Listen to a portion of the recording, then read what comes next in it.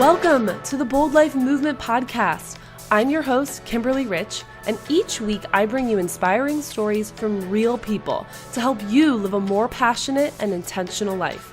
You'll learn how to up-level in everything from relationships, entrepreneurship and leadership, to spirituality, sexuality, and yes, even money. If you're interested in raising your game to be a better business owner, a better lover, and a happier, more fulfilled human, then you're in the right place. No more living on autopilot. You are just an episode away from a bolder, better, more fulfilling life. Welcome back. I'm your host, lifestyle designer, and bold life enthusiast, Kimberly Rich, and this is episode number 56. Today, I have one of my favorite fellow entrepreneurs, speakers, and now published authors, Miss Vanessa Van Edwards.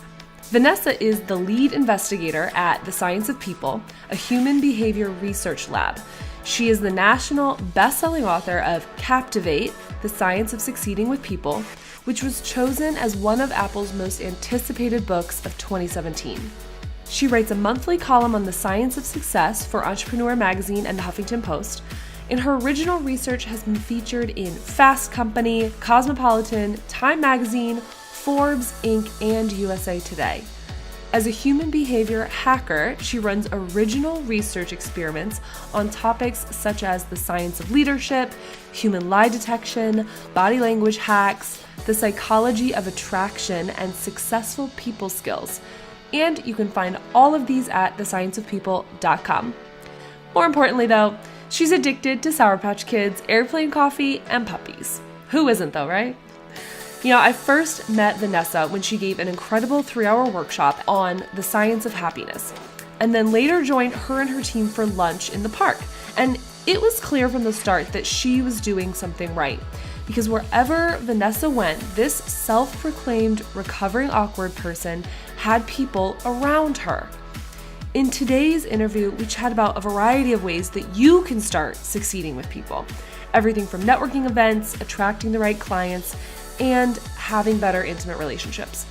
Be sure to get more info about Vanessa and watch the full interview at theboldlifemovement.com/056. Without further ado, please welcome the one and only Vanessa Van Edwards. Hi. Hi, how are you? Good. Does it sound okay? I have my special microphone. It sounds great. You sound wonderful. Right.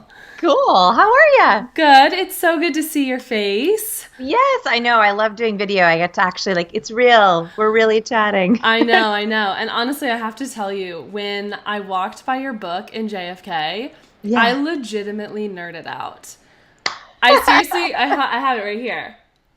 It's so good. So I walked by and it was sitting on the cart getting ready to be shelved. And I just looked around and was like, who's in charge of these? I was like, I know her! Like freaking Elf from the movie. It was so funny. But I did the exact same thing when I saw it too. Because they told me in this, whenever you do a book, they kind of set your expectations low and they're like, you'll never be in airports. And I was like, but is there any way? They're like, nope, you'll never be in airports. Just put it out of your mind. They're like, maybe a few months in if you're lucky. So I'm walking to the airport, walking. And my husband is like, you should check out and see if it's in there. And I was like, there's no way it's in there. I was like, there's just no way. Like, I was told it's not going to happen. Like, I'm not even going to look. And he's like, we should look. And I was like, it's not going to be in there. And then we walk up and I was like, and I had more of a shock moment. So I was just like, because it was like a mind explosion to see it there. So anyway, I had the same moment, but a little bit less exciting than yours. I was just like, I literally was chasing down the airport employees to see if I could purchase it because it wasn't even on the shelves yet. But I have to tell you, it's been so good, and I already have countless ways that I'm integrating what I've learned into my own business. Yes, So okay. When you've integrated, you have to give me a write-up so that I can feature your story, because I think that people, they don't always think as creatively as I think that maybe you will. So definitely send me the summary, and then I can do a blog post or an interview with you on it. I would love that. Yeah. So to kick things off, one of the things that I had taken note of in the book is the waking people up section. And for a second I was like, wait, I feel like she's talking about me. Like, these are literally the things that I've done in my career to connect with people who I admired. And I want to let you speak to that section a little bit more so you can tell the listeners like what I'm talking about. Sure. So we're probably like-minded in this way, and I think your listeners are as well, where I felt like I was doing all these interactions. And you can do the same thing in business, by the way, where you're just in sleep mode, like you're on autopilot mode. So I was having these interactions with absolutely no internal activation. So I would have a conversation. It went like this. So, what do you do? Yeah. Where are you from? Yep. Yeah. Passed through there once. Yeah. You live around here? Great. Well, I'm going to get more wine. Like, it was the same, and it was numbing. Yeah. It felt like it was not only hurting them, it was also hurting me. And so this idea of being a little bit more bold, a little bit more courageous, that getting people out of autopilot, including your business. I actually have a note. You can't see it, but I have a little note on my computer that says, did you work in your business or on your business? And it's the same kind of thing of like, we can do the same thing every day where we get up and we're like, time to check email, time to do that blog post. Yeah. And it's totally on autopilot. And that can serve us because it helps us get a lot done. And we can meet lots of people, quantity people, but the quality is not there. And so that's kind of, I'm so glad that resonated with you, because that was not even a huge point of the book. It was kind of a little point, but I was hoping it would get people kind of excited. Yeah, and so a couple of the examples that really stuck out to me were giving out the lollipops with your business card that say, learn how to not suck. And what was another one? Oh, the Shark Tank entrepreneur who got Barbara and Kevin to kiss to test out his lip balm. I was like, that is what I'm talking about. Like, do things that are unconventional or maybe a little taboo that most other people are not going to think of, first of all, let alone have the balls to do. And it actually gets you remembered. Yeah, and I think if you're listening to this and this excites you, you are probably high open. So there's two ways that people read that chapter, which is really funny, and I learn a lot of I always thought that when I wrote the book, it would be done and out there, but the learning that's happening from people reading the book is also incredible. So when you read this section or when you hear this, you might be having one of two reactions. Either you're like, yes, like this is me, like you're like so excited, like me. yeah. And you're like, oh my gosh, and I could do this in my business. I could create stickers. I could do a challenge. I could try this conversation starter. That's high open. So when you get to the speed reading section on personality, high open individuals, genetically speaking, get a bigger dopamine bump or pleasure bump when they experience something new, especially if it has a little bit of a thrill to it, right? Okay. It's a little bit of a risk. That is part of your, I share this because it's part of your wiring, right? Like that desire for that thrill, that dopamine. If on the other hand, you're listening to this and you're like, I couldn't ask someone, what's your personal passion project? Oh my gosh, what if it doesn't go well? What if that's not right? Or I like what I do because it's habit and routine and it works for me. I'm afraid of giving up what works. You might be low open, which means that you don't get as much pleasure from the new thrill or trying something different or changing up a routine. That is not better, bad, or worse. That is just different, right? And so if that's you, what I would say is, okay, if you're high open, fantastic. Try them all, right? Try them all. Just take notes for me. Just take notes to make sure you know what works and what doesn't. Data. Yes, data. Oh, goodness, data. Even like, I have one of these amazing, I don't know if you use this, the productivity planner. Not that one specifically. So, I have like a little notes section where I'll take notes of what experiments worked or not. So if you're high open, great, just take notes. If you're low open, what I want you to try is two things. One is look at all your routines, your social routines. What are the same questions you ask? What do you always bring up in a business meeting? What are the things you even productivity-wise do every day? What are those routines? And then take a step back and say, do all of these routines serve me? So when I've asked this question that I'm so comfortable with, maybe it's, what do you do? I've had amazing responses, or I've not had such amazing responses, or I'm not sure. And that's okay too. So at least you're examining what routines you're doing, and at least you're not doing them on autopilot. routines are great, right? Habits are great, traditions are great, as long as they actually work for you. So I just want to make sure that if you're doing something as a system, it is something that you're doing in awake mode, not asleep mode. Totally. So this is making me rethink who my target client might be, because I guess before this moment, before reading that in the book, I didn't really understand that, it was open versus not open. And so I'm sort of preaching like, anyone can do this. Here's exactly how. And now I have the evidence as to why. But if that's not something that, more closed people want, or is that the opposite of not open, closed? We don't say closed. Yeah. A little bit of a negative connotation. It's not negative. So just low open. Low open. Okay, thank you. I knew there had to be another word. So if I'm more appealing to open people, does that mean that I'm not as appealing to low open? Okay. Yes. And I shouldn't necessarily be going after them. Yes and no. So here, I love talking about customers because, at Science People, we've pivoted many times and grown based on these indicators. So if you are saying, I have all these new things for you to try, those are called high open indicators, right? So you're saying adventure, try this, do this, new thing. A high open person's like me to all those things, right? Yes. And a low open person's like scary. I don't think so. I don't want it. No, it's too much. So either you can decide, yes, I want to go after my ideal client. I want to have an ideal client matrix. So what we do, let's see if I can show you a picture of it. So we have this thing called the matrix in the book. It looks a little bit like this. I don't know if you can see it, like a little circle with arrows. So what you would do is create a matrix for your ideal client, right? So my ideal client at Science People, our ideal client is high open, loves trying new things and experiments, high conscientious, likes numbers, details, and lists. And those are two really important ones. Typically medium extrovert or low extrovert, because we're trying to help them with some social tricks. So usually on the introverted scale. Those are the three ones important for us.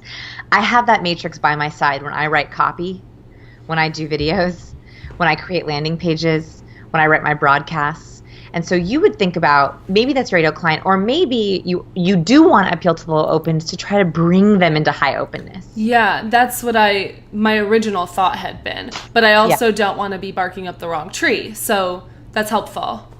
A/B testing. A/B test it. Yeah. Like science. Yes, exactly. Yeah, like I would write two different versions of your landing page. One for you.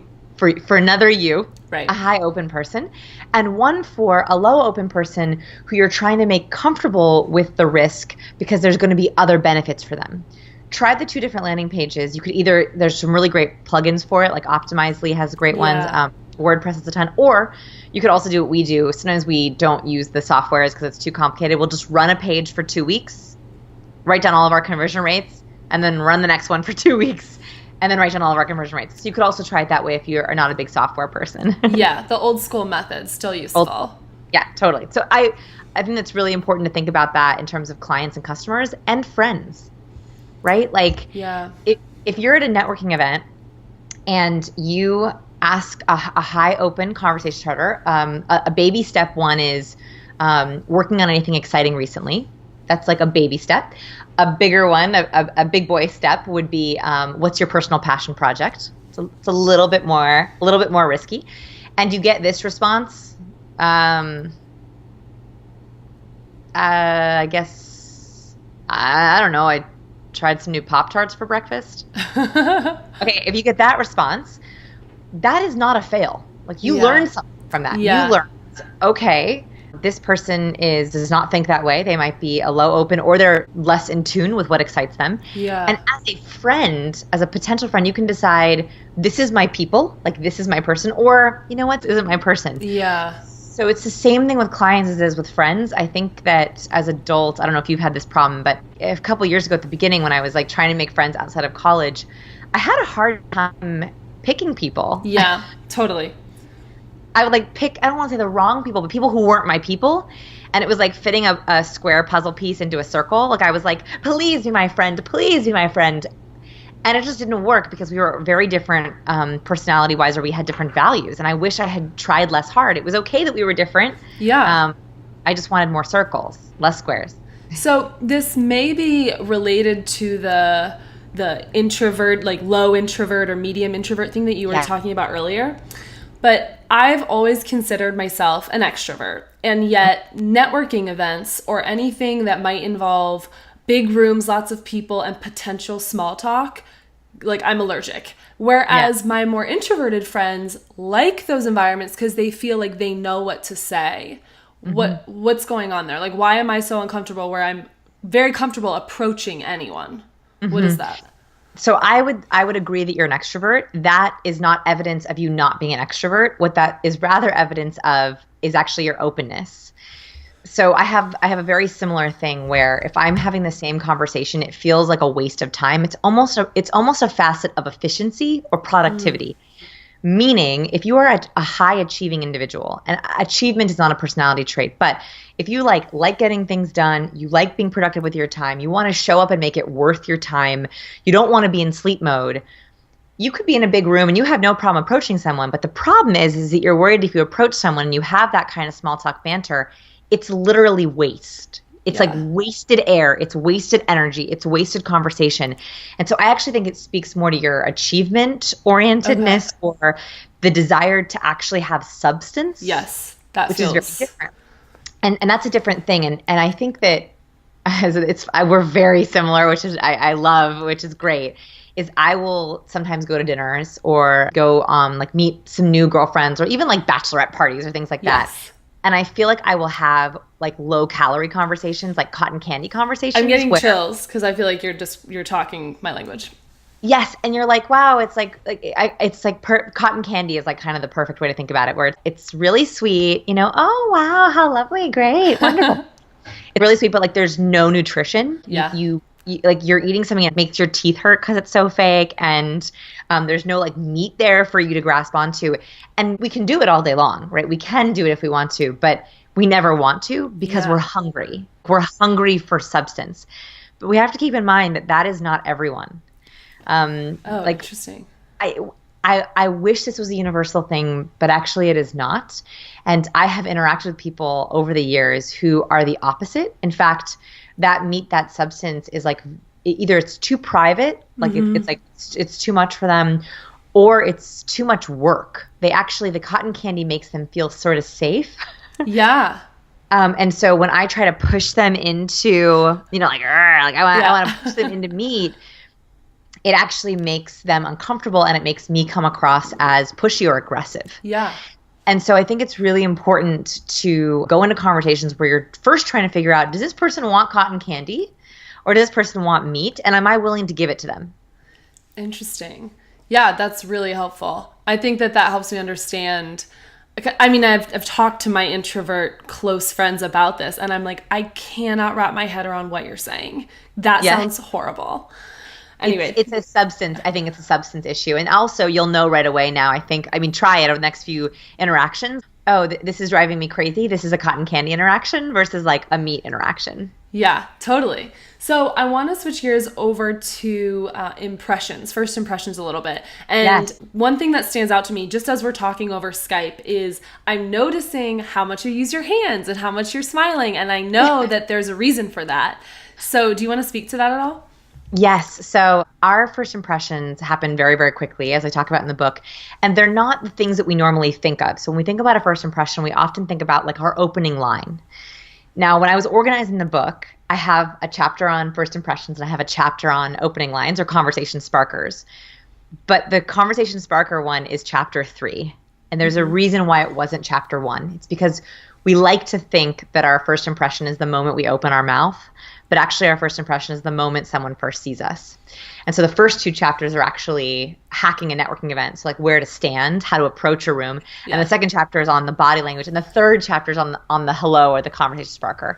So hand gestures are incredibly important for trust. We like to see someone's hands. It makes us feel safe, but it also helps with explanation, right? So if I'm saying, I have like a couple little things I want to talk about, you can like literally see the little things, versus if I'm like, I have this huge idea, you're like, oh yes, that's huge. Like, depending on how I hold my hand. I see huge. Yes. Yeah, huge. And so it's also helpful for comprehension. So people like to see hands because it helps them remember, understand what you're saying. The funny thing about smiling, so I don't mention smiling too much in the book. I mention it a little bit.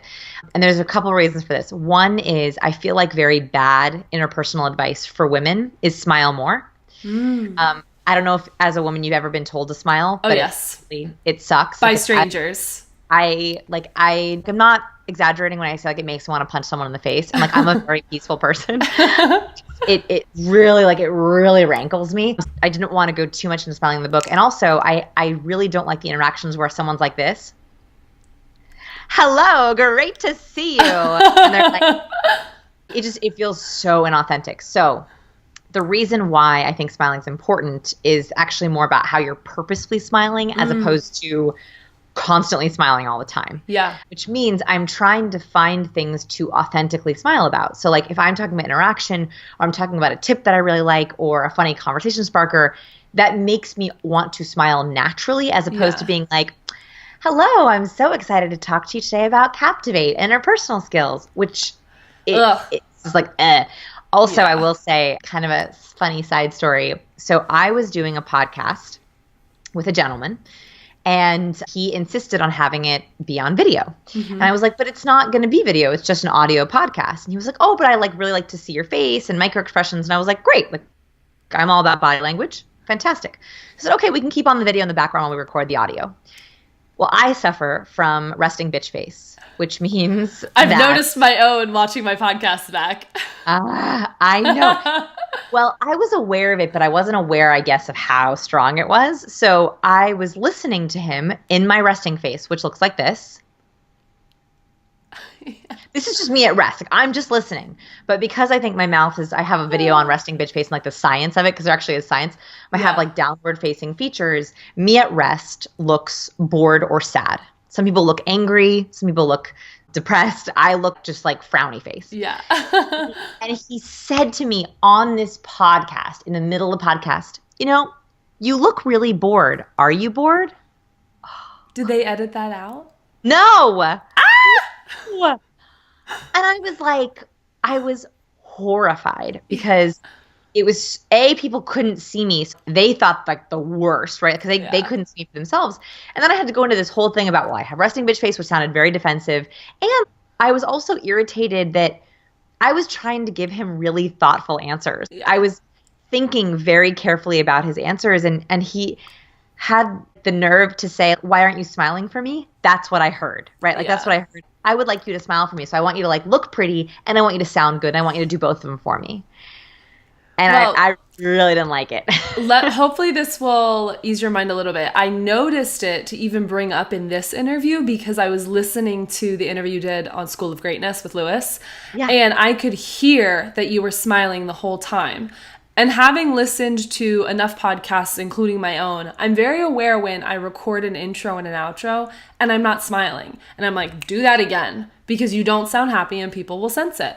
I could sense pure joy and comfort, both with Lewis and on the content. So, yeah. Oh, well, thank you. That makes me feel so much better. And a little bit of science to add to that you redoing your intro, like why that is so, so good, is we just finished up an experiment. I haven't posted about it yet, but we will. It's on vocal power. And we had participants in our lab record 5 different versions of their hello. Yeah. So what we did is we had them do control hello, so just how they normally answer the phone. We had them do a happiness micro expression and feeling happy, so like full happy, hello. We had them do anger, sadness, and power posing. And we tested the different versions. The same person from their control hello to their happy hello, it's like night and day. People can, and participants rated the happy hellos as more likable. So then we had 1,000 people in our lab click if they liked or didn't like the person. Anger, sadness, didn't like. Happiness, control, like. Power pose, hit or miss. Interesting. So I used to record all my podcasts standing. Yeah. Because I read Amy Cuddy's book Presence and I was like all about it. There's been some interesting science about her work not being replicated. And interestingly, the power posing ones did not do better. People found them to be aggressive. So I am seated and there's a reason for that. I find that if I'm standing, I'm like like really like I'm like very strong, which can be good and bad, but Yeah. with the power posing science. What about whether or not you are a man or a male or female doing the power pose? Like, was there any statistical differences? Yes, men were rated worse when they did the power pose, which I think makes sense if we're talking about. I think, and I don't know, I can't guess what was in their head, but I think that what was happening was it's a little bit aggressive when you're power posing, like in that really strong, broad stance, and you begin to pump testosterone, possibly, according to Amy Cuddy. Yeah. And testosterone is a very aggressive hormone. I mean, it's a winner's hormone. Yeah. And so if you come across as hello, it's like very whoa, whoa, whoa, whoa. Yeah. Like it's for a first impression. And so men who are already higher in testosterone, adding testosterone made them even more aggressive. So be careful with that power posing science. It's a powerful weapon. I think it should be used carefully. Yeah. I love hearing how you take what you're learning and apply it in your own life, in your business. I mean, you're running tests, not just in the lab, but like in your office. Yeah. Yes. Yeah. And so I want to know, real talk, what is something that you've learned from the studies that you've done, which you've implemented in your marriage? Like, what's a big takeaway for an intimate relationship? So, oh my gosh, so many things. I think of something that's like a really specific example, because a lot. First of all, my husband and I talk about everything, and he was with me for the start of my career. Mm. So in a way, he's kind of a business partner at Science People. Like he's almost like a silent business partner. Yeah. Because he was there from the very start. I would say probably the biggest thing is capitalization. Go on. I haven't written a lot about this, but I did talk about it in the book. In the book, there was that small section on like pushing people's hot buttons. Yes. And getting them excited about things. So that was actually one that really, really helped my marriage. Specifically, I found that if my husband shared something that he was excited about with me, and my husband is a geek. I love him. He is such a geek. He builds drones. He 3D prints things. He like flies spaceships to the moon, like in his video game console. I gave him a telescope for his wedding gift. So like, just to give you an idea of the kind of person. I am not super geeky in the space drone area of things. So he would be like so excited about something. He'd be like, "Did you see they launched a new drone 581 and it's going about 400 feet?" And I would be like, "Uh-huh." Like I'd be like, "Cool, babe. Cool. Yeah. Sounds cool." And I realized that was actually a bid for affection, for celebration. And there's this concept called capitalization, which is that you take their excitement and you like make it capital, right? Like you all caps it. And I realized that just because I'm not interested in drones or robotics or the latest 3D printing technology does not mean that I can't be excited for his excitement. Totally. And it doesn't mean that I can't be curious. And so one thing I have tried more over the last maybe 2 or 3 years since I read that and really read that research is when he's sharing something, I try to turn away from whatever it is I'm doing. Typically, like I'm cooking or we're going somewhere or we're getting dressed in the morning or something like that. I will try to turn away from what I'm doing and give him the capitalization. Attention. Yeah. And not fake. Like I'm not trying to pretend that I'm into drones, but rather it's more like, "Oh, really? Wait, could you explain that to me? Oh, what? So like you could actually do this, that? That is really cool. So what are you going to do?" It's more like questions and that kind of excitement. And I think that that's really helped us communicate better. Yeah. One of my exes told me at some point from his personal growth reading that one of the biggest things you can remember in a relationship is to never act like you already knew something, even if you did already know it. So if your partner comes to you and is like, "I learned this today. I thought you'd think that's interesting." Instead of being like, "Yeah, I've known that for blah, blah, blah." You can just be like, "Really? That is so interesting," because you don't necessarily need to lie as much as just like honor that they're bringing you value. Yeah. Right. It's almost like when a pet brings you a treasure. Yes. Like, it's like, cool. It's like an act dead love. Bird. Yeah. It's funny because I'm just thinking about, I have no problem doing that, but like, there's no way my husband will be able to do it because my friends joke that my husband is like very still faced. Like if I tell my husband like the funniest joke, this is his reaction. that's hilarious. Like, that's just like the way he is. And so, yeah. And so like, I can just like imagine trying to be like, hey, when I tell you something you didn't already know, can you be like, wow? Yeah. He'd be like, no. It's Like for him, but I can do that for him. But no, he would not do that very well. But I can do that for him, and I like that. We love him anyway. Yeah. Awesome. Well, Vanessa, I have one more question for you, but I want to make sure that before we get to it, everyone knows where they can get a copy of the book, Captivate, and learn more from the Science of People. Yeah, so everything is at scienceofpeople.com. That's our lab. You can play in our lab and take quizzes and tests and experiments that we're doing. And then you can also buy the book there, or it's available wherever books are sold. Amazon, airports. I was going to say JFK, airport. JFK, yeah. So it's available wherever books are sold, which is a fun thing to say. I always wanted to say that. Yeah, that's super cool.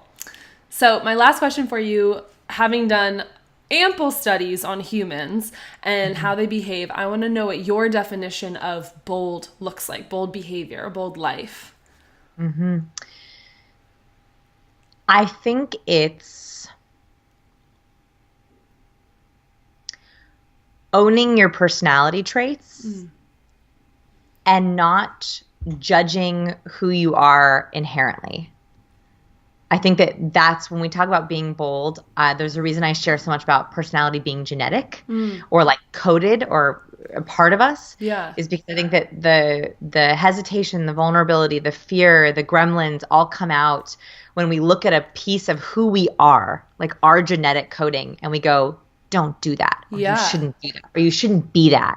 That's when it all breaks down. It breaks down for you. It breaks down for relationships. And so I think trying to figure out how you are coded, like figuring out your own personality matrix and then owning it, like saying, yeah, maybe I want to be high open, but I'm low open. That's okay, right?